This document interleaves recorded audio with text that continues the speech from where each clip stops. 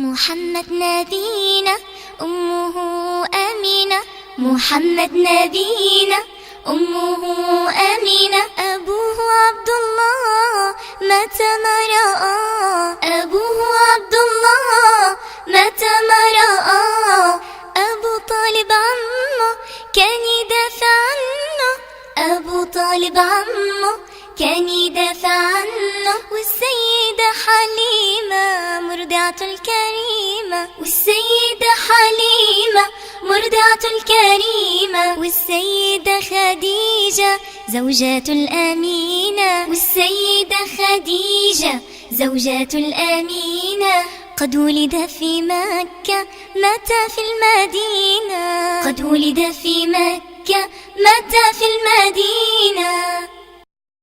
الحمد لله والصلاة والسلام على رسول الله وعلى آله وصحبه ومن والاه. أما بعد، halkani waa markas al-saxaaba oo ku yaala magaalada laascaanood, gaar ahaan xaafadda heegan. markasu al-saxaaba lidaraasat al-islaamiyati walmabaadi' al-asaasiya waxaa la aasaasay sanada islaamku markii ay ahayd 1421 taasoo ku beegnayd bishii February 2010. markasu al-saxaaba waxa uu ka kooban yahay qaybo kala duwan kuwaasoo kala ah maxad rag iyo dumar ah, iskuul hoose dhexe, xanaanada carruurta iyo malcaamad lagu xifdiyo laguna barto qur-aanka kariimka iyo maadooyinka asaasiga. tani waa dowladii toddobaad ee uu idiin qabto markasu al-saxaaba lidaraasat al-islaamiyati walmabaadi' al-asaasiya, dowladaas oo loogu talagalay inay ka faa'iidaystaan bulshada gobolka Sool, gaar ahaan magaalada Laascaanood. dowladdu waxay bilaabantay 1dii bishii Ramadaan oo ku beegnayd 6dii bishii shanaad 2019, dowladaas oo 20 cisho socotay. kutubta dowladda lagu qaadanayay waxay ahaayeen kutub kala duwan oo ka hadlaya mawduucyo kala duwan. waxaa ka mid ahaa kutubta lagu qaadanayay aadaab ar-raaci war-raaciya, buluuq al-maraam, gaar ahaan kitaabu siyaam, mukhtasaru axkaam siyaam. sidoo kale intaa waxaa dheeraa tafsiirka qur-aanka kariimka, gaar ahaan suuradda al-xujuraat iyo qayb ka mid ah suuradda al-nuur.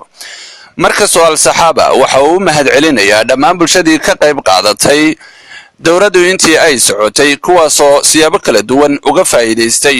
waxa uuna ugu baaqayaa dhammaan bulshada Laascaanood inay ka faa'iidaystaan duruusta iyo dowrooyinka ka baxaya markasu al-saxaaba, ha ahaato wakhtiga Ramadaanta iyo wakhtiyada kaleba. markasu al-saxaaba wuxuu u rajaynayaa dhammaan bulshada gobolka Sool iyo bulshada muslimiinta dhammaantood nabad waarta iyo horumar. إلهي بشيدا إنه سوعليو بدبادو.